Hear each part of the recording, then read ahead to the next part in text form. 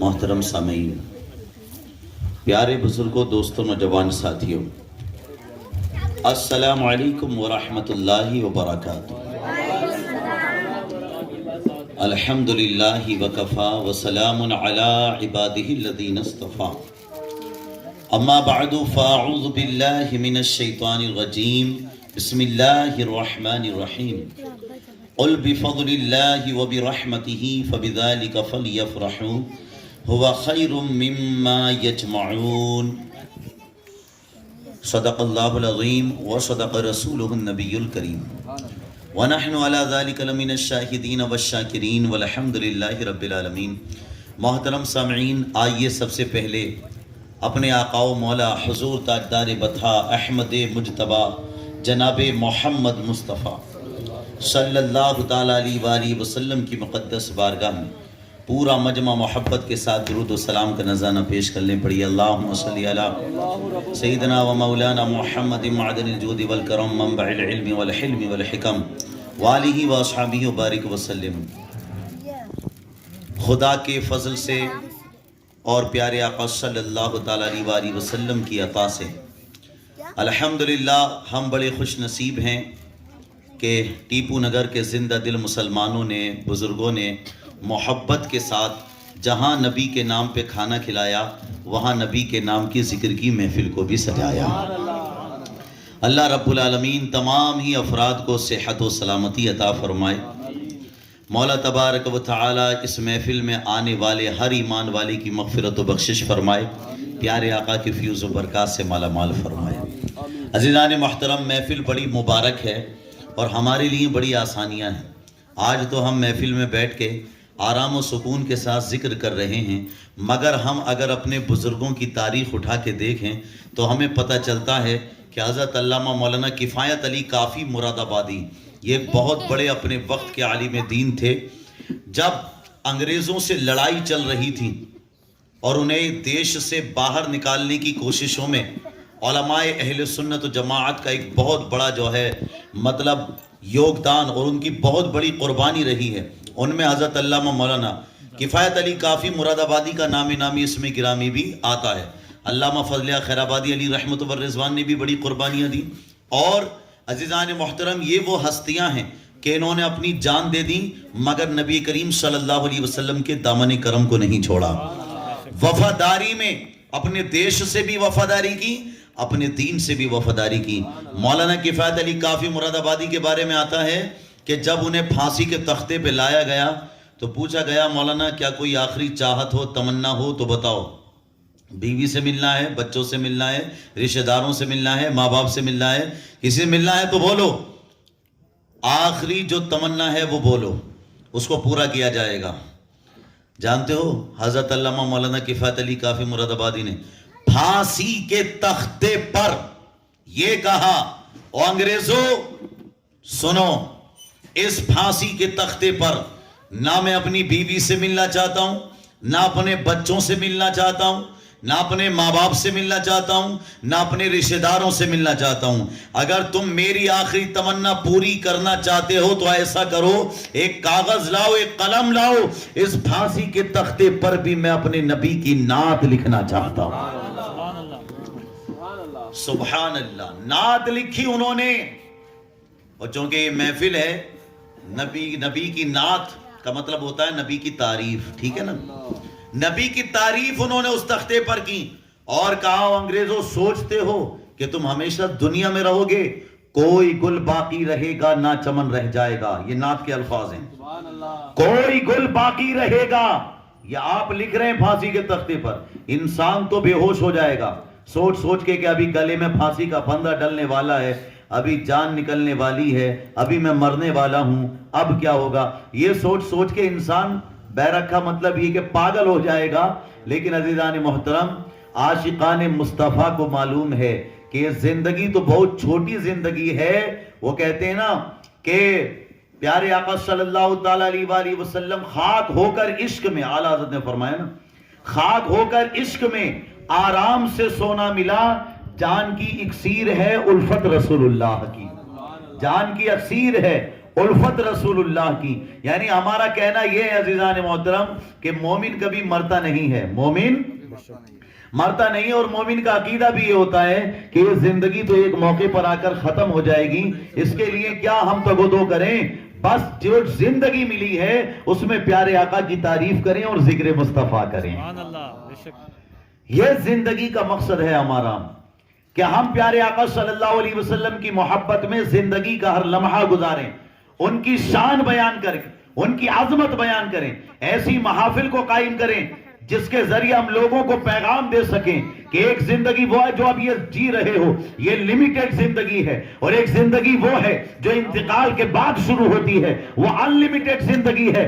اگر یہ زندگی نبی کی محبت میں گزاری تو تمہارا عالم یہ ہوگا کہ جب تم دنیا سے جاؤ گے تو تمہارے عشق کو دیکھ کر، تمہاری محبت کو دیکھ کر، تمہاری الفت کو دیکھ کر، تمہاری چاہت کو دیکھ کر ہر کوئی یہ کہے گا کہ زمین میلی نہیں ہوتی، زمن میلا نہیں ہوتا، محمد کے غلاموں کا کفن میلا نہیں ہوتا. سبحان اللہ. اور محبت کملی والے سے وہ جذبہ ہے، سنو لوگو، یہ جس من میں سما جائے وہ من میلا نہیں ہوتا. یہ جس من میں سما جائے وہ من میلا نہیں ہوتا. تو یہ علماء کو معلوم ہے یہ زندگی ختم ہو جائے گی، کبھی بھی ختم ہو سکتی ہے، لیکن قبر میں جائیں گے تو پیارے آقا کا دیدار ہوگا، اور ماشاءاللہ دیدار ہوگا تو پھر سمجھ لیجئے کہ بیڑا پار ہوگا انشاءاللہ. اہل ایمان کو تو بہت خوشی ہے، سمجھے. قبر میں سرکار آئیں تو میں قدموں پر گروں، پھر فرشتے جب اٹھائیں تو میں ان سے یوں کہوں اب تو پائے ناز سے میں اے فرشتوں کیوں اٹھوں، اب تو پائے ناز سے میں فرشتوں کیوں اٹھوں، مر کے پہنچا ہوں یہاں اس دل ربا کے واسطے. پیارے آقا صلی اللہ علیہ وسلم کے لیے انتقال کے بعد ان کے دیدار کے لیے الحمدللہ ہم تڑپتے ہیں اور خوشی ہوتی ہے اہل ایمان کو. عزیزان محترم، موت سے وہ ڈرتا ہے جس کے دل میں عشق مصطفیٰ نہ ہو. جس کے دل میں عشق مصطفیٰ ہوتا ہے وہ موت سے ڈرتا نہیں ہے، موت کو گلے سے لگاتا ہے. عزیزان محترم، اب دیکھیے پھانسی کے تختے پر جب عقیدہ پختہ ہو جاتا ہے تو پرواہ کسی کی نہیں ہوتی. پھانسی کے تختے پر کاغذ ہاتھ میں، قلم ہاتھ میں، وہ بالکل نعت لکھ رہے ہیں، کوئی گل باقی رہے گا نہ چمن رہ جائے گا، پر رسول اللہ کا دین حسن رہ جائے گا صلی اللہ علیہ وسلم، پر رسول اللہ کا دین حسن رہ جائے گا. ہم سفیروں باغ میں ہیں کوئی دن کے چہچہے، ہم سفیروں باغ میں ہیں کوئی دن کے چہچہے، بلبلیں اڑ جائیں گی سونا چمن رہ جائے گا، بلبلیں اڑ جائیں گی سونا چمن رہ جائے گا. اطلس و کم خواب کی پوشاک پہ نازا نہ ہو، یہ جو قیمتی کپڑے پہن رہے ہو انگریزوں اس پہ فخر نہ کرو. اطلس و کم خواب کی پوشاک پر نازا نہ ہو، اس تنے بے جان پر خاکی کفن رہ جائے گا، اس تنے بے جان پر خاکی کفن رہ جائے گا. سب فنا ہو جائیں گے کافی ولیکن حشر تک، سب فنا ہو جائیں گے کافی، اپنے آپ کا جو ان کا تخلص ہے، سب فنا ہو جائیں گے کافی ولیکن حشر تک نعت حضرت کا زبانوں پر سخن رہ جائے گا، نعت حضرت کا زبانوں پر سخن رہ جائے گا. اور آخر میں عزیزان محترم انہوں نے اس سے پہلے ایک شعر اور کہا تھا کہ جو پڑھے گا صاحب لولاک کے اوپر درود، جو پڑھے گا صاحب لولاک کے اوپر درود، آگ سے محفوظ اس کا تن بدن رہ جائے گا، آگ سے محفوظ اس کا. آپ کو ایک بات بتا دوں، پیارے آقا نے فرمایا جو 1000 مرتبہ روزانہ مجھ پر درود پاک پڑھے گا اسے موت نہیں آئے گی، موت نہیں آئے گی. 1000 مرتبہ درود پاک پڑھے گا. اب اس کا اگلا جملہ بھی سن لیو، کبھی پھر بعد میں بولے حضرت نے.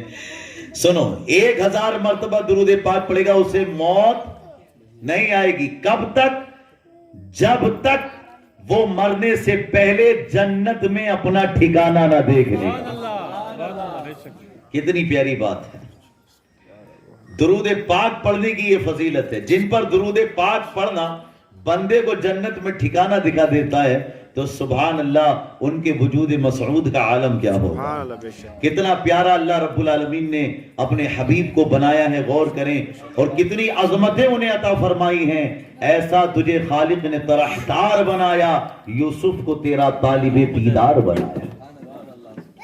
عزیزان محترم, تو دیکھیے آپ کہ جو پڑھے گا صاحب لولاک کے اوپر درود, آگ سے محفوظ اس کا تن بدن رہ جائے گا. پڑھیے الصلاۃ والسلام علیکہ یا رسول اللہ, الصلاۃ والسلام علیکہ یا حبیب اللہ, الصلاۃ والسلام علیکہ یا جد الحسن والحسین وعلی آلکہ واصحابکہ یا رحمت للعالمین صلی اللہ تعالی علیہ وسلم. عزیزان محترم, قرآن کریم کی مبارک آیت کریمہ آپ کے سامنے پیش کی, جس کا مفہوم ہے قُلْ بِفَضْلِ اللَّهِ وَبِرَحْمَتِهِ فَبِذَلِكَ فَلْيَفْرَحُوا هُوَ خَيْرٌ مِّمَّا يَجْمَعُونَ. یہ ایسی آیت کریمہ ہے کہ جتنا بھی اس پر بیان کیا جائے کم ہی کم ہے. دیکھ لیں آپ, قرآن کی تو ویسے ہر آیت کو اگر آپ لے لیں تو عزیزان محترم, جیسا کہ مولا علی شیر خدا نے فرمایا نا کہ سورہ فاتحہ کی تفسیر کروں میں تو 80 اونٹوں کو اس کا وزن اٹھانے سے عاجز کر دوں, اتنی زیادہ تفسیر ہو جائے. تو اب یہ مفہوم اس آیت کریمہ کا یہ ہے, اللہ فرماتا ہے اے حبیب ان لوگوں سے فرما دیجئے, مفہوم ہے اس کا آیت کریمہ کا, کہ اللہ کے فضل پر اور اس کی رحمت پر خوشیاں منائیں. اللہ کے فضل پر اس کی رحمت پر خوشیاں منائیں. یہ اس سب سے بہتر ہے جو یہ اپنے گھروں میں جمع کر کے رکھتے ہیں. اب اپنے گھروں میں جمع کر کے ہم کیا رکھ رہے ہیں آپ کو پتہ ہی ہے, مال دولت پیسہ ساز و سامان, گاڑیاں, بینک بیلنس, جو بھی ہم نے اپنے گھر کے لیے کر رکھا ہے جمع, وہ سب سے بہتر ہے کہ اللہ کے فضل پر اور اس کی رحمت پر خوشی منائیں. اور جب احادیث مبارکہ کا آپ مطالعہ کریں گے تو آپ کو پتہ چلے گا کہ خدا کا سب سے بڑا فضل اور سب سے بڑی رحمت ہمارے پیارے مصطفیٰ ہے. وَمَا أَرْسَلْنَاكَ إِلَّا رَحْمَةً لِلْعَالَمِينَ. اے حبیب ہم نے آپ کو تمام جہانوں کے لیے رحمت بنا کے بھیجا. وہ ہر عالم کی رحمت ہیں, کسی عالم میں رہ جاتے, یہ ان کی مہربانی ہے کہ یہ عالم پسند آیا. اللہ نے اپنے حبیب کو رحمت بنا کے بھیجا سارے عالم کے لیے. تبھی آپ دیکھیں گے کہ پیارے آقا صلی اللہ علیہ وسلم جب دنیا میں تشریف لائے صبح صادق کے وقت 12 ربیع الاول کو, ٹھیک 570 یا بعض روایتوں میں 571 عیسوی اور 20 اپریل. عزیزان محترم, یہ آیا ہے جب پیارے آقا صلی اللہ علیہ وسلم صبح صادق کے وقت تشریف لاتے ہیں تو ایسا نور ظاہر ہوتا ہے. حضرت آمنہ رضی اللہ تعالی عنہ خود فرماتی ہیں کہ میں نے اس نور کی روشنی میں مکے میں رہتے ہوئے ملک شام اور بصرہ کے محلات کو دیکھ لیا. ملک شام اور بصرہ کے محلات کو دیکھ لیا. آپ غور کریں. اور جب نبی کریم صلی اللہ تعالی علیہ وآلہ وسلم حضرت آمنہ رضی اللہ تعالیٰ عنہ کے مقدس شکم میں تھے, پیٹ میں تھے, تب بھی یہ عالم تھا آپ کا کہ اگر حضرت آمنہ رضی اللہ تعالیٰ عنہ گھر سے باہر نکلتی کسی ضرورت کے تحت تو جو پتھر و پیڑ سامنے آتا وہ حضرت آمنہ رضی اللہ تعالیٰ عنہ کو دیکھ کے یہ عرض کرتا الصلاۃ والسلام علیکہ یا ام رسول اللہ صلی اللہ علیہ وسلم, یا ام رسول اللہ, کہ تم پر درود اور سلام ہو اے رسول اللہ کی والدہ. یعنی درخت اور پتھر و پیڑ حضرت آمنہ رضی اللہ تعالی عنہا کو بھی سلام کر رہے ہیں. اور ہمارے آقا صلی اللہ علیہ وسلم جب دنیا میں تشریف لائے تھے تب بھی آپ نے یہ بتایا کہ جب جوان ہوئے آپ تو فرمایا کہ میں آج بھی ان پتھروں کو پہچانتا ہوں اور ان درختوں کو جانتا ہوں جو مجھ پر بچپن میں درود پاک پڑھا کرتے تھے.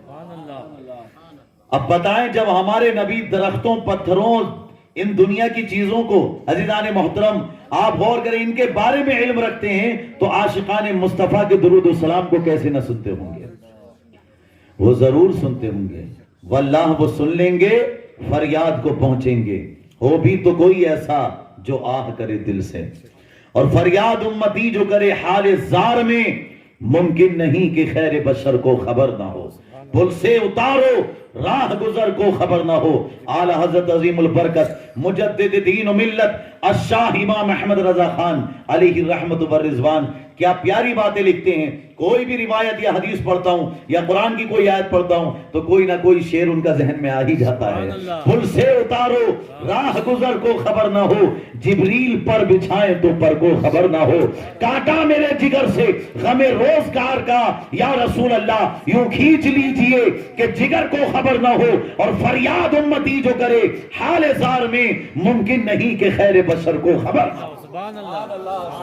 یعنی پیارے آقا صلی اللہ علیہ وسلم کو خبر ہو ہی جاتی ہے, انہیں پتہ چل ہی جاتا ہے. کوئی کہیں سے بھی پکارے, پیارے آقا صلی اللہ علیہ وسلم کو ہر بات کا علم ہے الحمدللہ. اور عزیزان محترم یہ بات آپ اپنے ذہن میں رکھیے گا جو بات میں عرض کر رہا تھا آپ سے کہ حضرت آمنہ رضی اللہ تعالیٰ عنہ نے دیکھا ملک شام کے محلات چمک گئے ہیں, اور پھر پیارے آقا نے بھی فرمایا دعوت ابراہیم, او لوگوں سنو, وَبِشَارَةُ عِیسیٰ. یہ پوری روایت ہے, حدیث پاک ہے پوری. شروع یہاں سے ہوتی ہے کہ اللہ کے نبی نے فرمایا میں اس وقت بھی نبی تھا جب حضرت آدم علیہ السلام آب و گل کی منازل کو طے کر رہے تھے, یعنی پانی اور مٹی کے درمیان تھے. ابھی مکمل طور سے ان کا خاکہ بنا بھی نہ تھا, ان میں روح ڈالی بھی نہیں گئی تھی. اس وقت بھی میں نبی تھا. غور کریں, حضرت آدم علیہ السلام سے پہلے بھی نبی ہیں ہمارے آقا صلی اللہ علیہ وسلم. فرمایا اس وقت بھی نبی تھا. اور دعوت ابراہیم, میں ابراہیم علیہ السلام کی دعا بن کر دنیا میں تشریف لایا ہوں. وبشارت عیسیٰ, اور حضرت عیسیٰ علیہ السلام کی خوشخبری بن کر دنیا میں تشریف لایا. یہ ہے الحمدللہ ہمارے آقا صلی اللہ علیہ وسلم کا مقام اور مرتبہ. اور عزیزان محترم پیارے آقا صلی اللہ علیہ وآلہ وسلم خود ان عاشقان مصطفیٰ کے بارے میں, جیسا کہ حضرت حسان بن ثابت رضی اللہ تعالی عنہ پیارے آقا کی تعریف کرتے تھے اور عرض کرتے تھے وَأَحْسَنُ مِنْكَ لَمْ تَرَ قَطُّ عَيْنِي وَأَجْمَلُ مِنْكَ لَمْ تَلِدِ النِّسَاء. یہ تعریف ہے وَأَحْسَنُ مِنْكَ لَمْ تَرَ قَطُّ عَيْنِي. یا رسول اللہ صلی اللہ علیہ وسلم آپ کے جیسا حسین اور جمیل میری آنکھوں نے دیکھا ہی نہیں. سبحان اللہ, سبحان اللہ. یہ حضرت حسان بن ثابت, اور یہ کہاں پہ تعریف کر رہے ہیں؟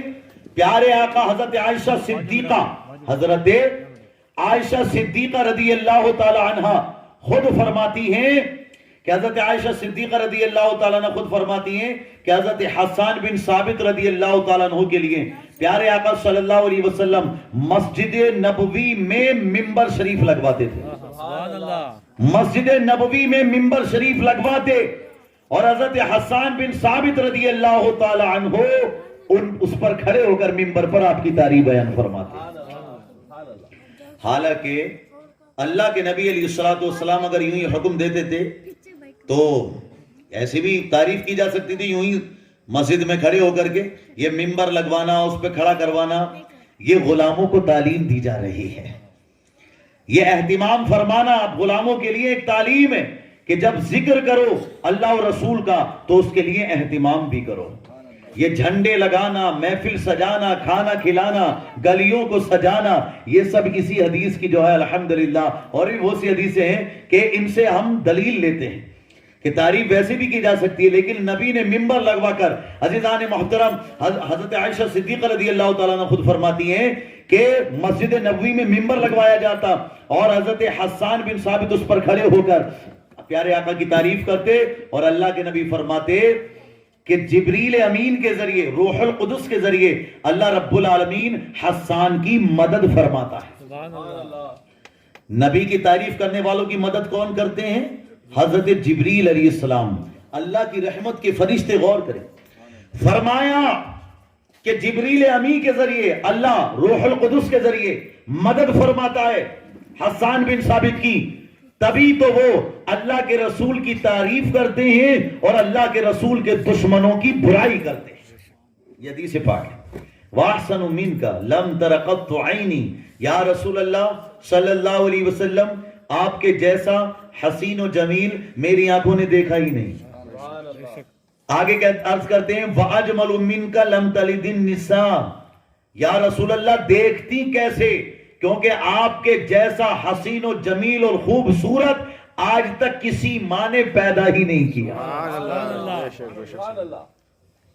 سر ولیم مور نے کہا نا، پیارے آقا صلی اللہ علیہ وآلہ وسلم کے بارے میں، ایک انگریز ہے، اس نے لکھا پیارے آقا صلی اللہ علیہ وآلہ وسلم کے بارے میں، اور آپ حیران ہوں گے کہ کتنے پیارے جملے لکھے اس نے، اور وہ انگلش میں ہیں، ابھی ذہن میں نہیں آ رہے، لیکن اس کا مفہوم یہی تھا کہ اس نے کہا کہ اللہ کے نبی علیہ السلام بڑے حسین و جمیل، طاقتور تھے، اور ان کا چہرہ بڑا نور والا تھا. یہ اس نے کہا. The brightest and most generous of men, کچھ ایسا مطلب یہ کہ اس نے کچھ جملے کہے، انشاءاللہ کتاب میں لکھے ہوئے ہیں، کبھی پڑھ کے آپ کو سناؤں گا. فی الحال عزیزان محترم، اس نے اس بات کو تسلیم کیا، سر ولیم مور نے، اور لابرنارڈ شاہ نے بھی ہمارے مذہب کی اور اسلام کی تعریف کی. حالانکہ کتابوں میں کہیں کہیں غلطی کر گئے ہیں یہ لوگ، لیکن یہ ہے نا کہ اللہ رب العالمین اپنے حبیب کی تعریف اور سچی بات ظالموں سے بھی کہلوائی لیتا ہے. ایسا ہوتا ہے، ساری باتیں ٹھیک نہیں ہیں ان لوگوں کی کتابوں میں. سر ولیم مور ہو یا لابرنارڈ شاہ ہو یا ڈاکٹر ایچ مائیکل ہارٹ ہو، کئی جگہ کمیاں کر گئے ہیں، لیکن کچھ باتیں سچ بول گئے ہیں. تو وہی سچی باتیں میں آپ تک پہنچا رہا ہوں، کیونکہ سچ وہ ہوتا ہے، خوشبو کو پھیلنے سے کوئی روک نہیں سکتا. اخنس نامی شخص تھا، اس نے ابو جہل سے پوچھا کہ یہ جو محمد ابھی دعویٰ کر رہے ہیں رسول اللہ ہونے کا، تو یہ سچے ہیں یا جھوٹے ہیں؟ تو ابو جہل کہتا ہے بتا تو دوں گا مگر کسی سے کہے گا تو نہیں، بتا تو دوں گا کسی سے کہے گا تو نہیں. تو انہوں نے کہا کہ ہاں میں نہیں کہوں گا، لیکن عزیزان محترم، خوشبو کو پھیلنے سے کون روک سکتا ہے؟ آج تک دنیا میں کوئی ایسی دیوار نہیں بنی جو خوشبو کو پھیلنے سے روک سکے. اور پیارے آقا صلی اللہ علیہ وسلم کے ذکر کی خوشبو، سبحان اللہ، زمین سے آسمان تک، آسمان سے لامکان تک ہے. زمین سے آسمان تک، آسمان سے لامکان تک ہے. کہاں کھولے تھے گیسو یار نے، خوشبو کہاں تک ہے. تو وہ کہتا ابو جہل کہ بتا دوں گا مگر کسی سے کہے گا تو نہیں. اگر تو پوچھنا چاہتا محمد سچے ہیں جھوٹے ہیں تو سن لے، آج تک میں نے انہیں جھوٹ بولتے ہوئے دیکھا ہی نہیں ہے.